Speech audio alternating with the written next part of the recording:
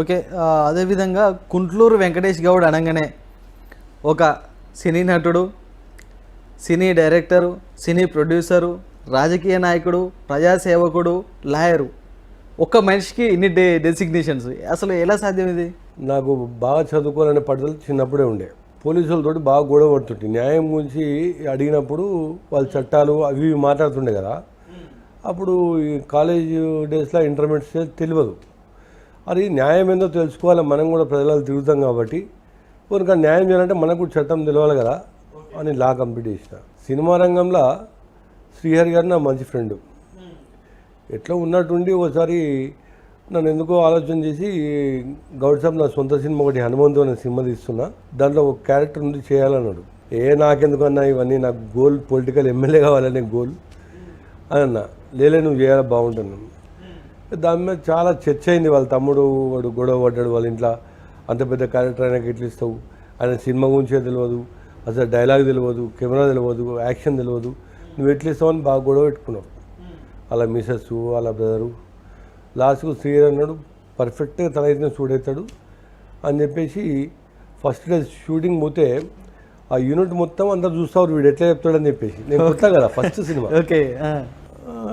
చూసిన డైలాగులు చూసిన, ఆ డైలాగ్ కూడా ఇప్పటికి గుర్తుంది నాకు.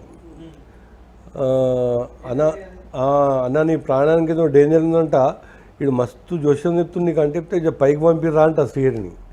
శ్రీహరి పైకి వచ్చి నా కింద కూర్చుంటాడు.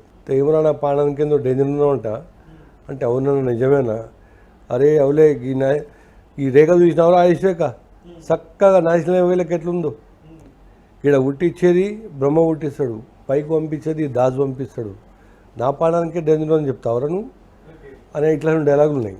నేను ఒకసారి రిహార్సల్ చూద్దామని వాళ్ళు అవసరం చెప్పేస్తాను. నీ కాన్ఫిడెన్స్ ఏంది పోయి, అరే ఏముంది చిన్న ముక్కనే కదా, నేను అంటే పొలిటికల్ తిరుగుతా కాబట్టి నాకు 35 నిమిషాలు 40 నిమిషాలు డాన్స్ మీద నిలబడి మాట్లాడతాం ధారాళంగా. ఒక 2 ముక్కలు 4 ముక్కలు డైలాగ్ చెప్పడం పెద్ద పనే కాదు కదా. సరే అని చెప్పి టేక్ అన్నారు. ఒకటే సెకండ్లో చెప్పేసిన, 1 నిమిషంలో చెప్పేసిన. అందరూ ఒక నిమిషం సేపు స్టేర్ అయ్యారు అందరూ, అదేం నాకు ఇంత బాగా చెప్పిండని చెప్పేసి. అట్లా ఫస్ట్ సినిమా నా ఎంట్రీ అయింది. దాన్ని చూసి రాఖీ, వేదం, కృష్ణవందం అంటే తెలవకుండా ఆగిపోయింది. సినిమా జీవితానికి, నిజ జీవితానికి, రాజకీయ జీవితానికి ఈ మూడింటికి ఉన్న డిఫరెంట్ ఏంటంటే ఏం చెప్తారు? సినిమా జీవితం అనేది నేను నటన అలా డైరెక్టర్ అని చెప్తే నటించాలి. అది ఏ క్యారెక్టర్ అయినా సరే దాంట్లో లీన్ కావాలి, దాంట్లో అంటే జీవం పోయాలి. ఆ క్యారెక్టర్లు నేను అని చెప్పి భావించి వాళ్ళకి తగ్గట్టుగా చేయాలి.